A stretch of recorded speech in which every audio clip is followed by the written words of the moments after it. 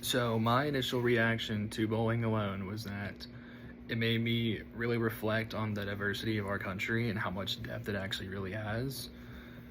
In the beginning of the chapter, it talks about, um, using the exact text here, it says, America in life was white, straight, Christian, and male. And, you know, at first, when we got into the topic of this unity in the country, at this time I was thinking this bond was here because of trauma, of, the community and your neighbors having gone through the Great Depression and the World War II all together, which therefore had this feeling of, hey, we've been through these events together, so we're tied. But then I read that quote, and then I realized, wait, this was also during a time of segregation. So then I said to myself, well, could segregation be a factor to this unity? Because, just like the text says right here, America in life was white, straight, Christian, and male. It seems like that might be that everybody was bonded because it was just one group, with the segregation being what it is. But the segregation may have also added unity for these groups that were excluded out of what America was like, according to the text.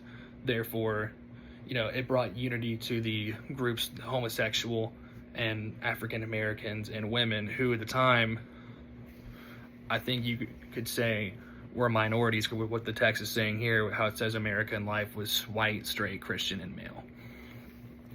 And another takeaway I had was that just the chain reaction of knowing people.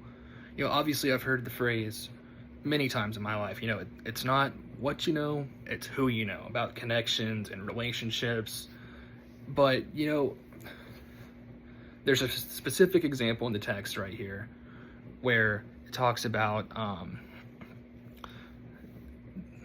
if he comes into contact with his neighbor and they with other neighbors, there will be an accumulation of social capital, which may immediately satisfy his social needs and which may bear a social potentiality sufficient to the substantial improvement of living conditions in the whole community. The community as a whole will benefit by the cooperation of all of its parts, while the individual will find in his association the advantages of the help, sympathy, and the fellowship of his neighbors. And, honestly, in my generation, I would be curious to see what the percent of us really knew our neighbors, like really knew our neighbors down the block and in the subdivision, and had a relationship like that where it could benefit us. And it's not who you know, it's what you know. It's not even just the community. It's networking, and networks can be beneficial for us, whether that's growing at, a new field of work or growing to be more mature in our job, or socially or emotionally as well.